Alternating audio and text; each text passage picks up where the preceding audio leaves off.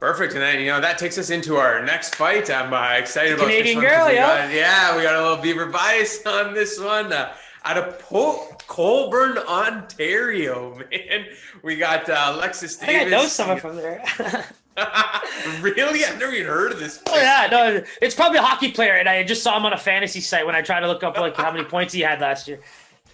Yeah, that definitely makes sense. Alexis Davis taking on Sabina Mazo? Yeah, sorry, Mazo. Yeah. Yeah, so we got this women's flyweight bout. We got the vet in Alexis Davis. We got a nice young opponent in Sabina Mazo at 23 years old. Give us a little bit about these ladies, man. Well, I think you kind of hyped it up already, right? You got a Canadian, let's call her a legend. I think at the end of the day, MMA is such a growing sport. And in terms of even females from the Canadian side, it's going to take some time for people to really kind of see what we've brought to the table. But, outside of that performance against Ronda Rousey, it was a rough one. But Ronda, did her thing for that little bit of time. She's got the good striking. She's pretty disciplined in there. I think that she loses fights against great fighters. But the big thing for me is when you look at Mazo, hype, flyweight champion in LFA, all these kind of things. She defended it once before making her way over to the UFC.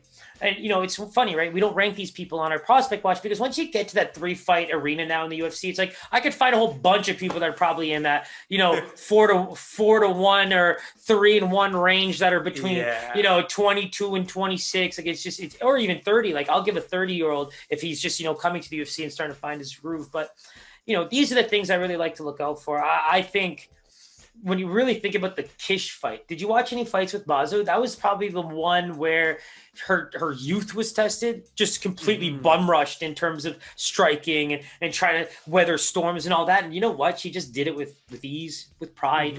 She looked just really calculated in there. I don't see her being the type that can just string together a bunch of combos. That's the one thing. I feel like she uses her jab a lot. You know what I mean? Like just far too much, trying to gauge range. Sets it up nicely with a right low kick, but at the end of the day, it's one of those. Left low kick. Is she? Yeah, sorry, I'm left-handed. Yeah, sorry, it would be a right low kick. And then I think that she's pretty. I think she's pretty solid. I think if you're trying to get tested striking wise, this is a good one. But your Canadian girl could have that chance, right? Like striking is going to be the name of the game here. I think that Alexis Davis might want to take it to the ground. Experience over everything, right? Like that's where I just think you have to figure out where you can win the fight on the fly. Yeah, and so, touching on Alexis, you just kind of scrolling through her history, she's lost 3 in a row against some tough competition, you know what I mean? So, how much of an impact does that have? Did you see anything in those fights that kind of, makes you believe, all right, she can give Sabina a good test here? But here's the thing, right? That's the whole point why Marion Renault is going to fight Chasen. It's the whole point why, these fights are fundamentally, they're tester fights, and they're a good opportunity for a veteran to try to come in and beat a prospect. That is what it is, We haven't seen her fight for so long, and this losing streak is dating back to like 2019, 2018. So for me, I'm just like, I'm appreciative of both girls trying to, get their dues. I just think it's one of those opportunities where you have to say, as a fighter, why wouldn't I take the chance to fight a prospect that I believe I can beat? You know what I'm saying? Absolutely. I think that's where, like, in her case, it's just like, if this is a striking battle, I do have a good chance. I think I have an all-around game that I've learned over time by losing some of the fights that I have. But then you got Mazo, hype everything. I think that's going to be on her side. LFA champion of flyweight. That's no joke. I think the one thing against her, bantamweight, right? This is going to be her debut moving up in weight. So, strawweight. And so I would say, what am I saying, bro? Bantamweight.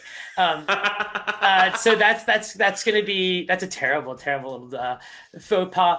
I would say that's going to be the only thing that you're like, if she gets taken down a lot and it's real easy to kind of watch the dominance happen, that the weight jump might be an issue at this level.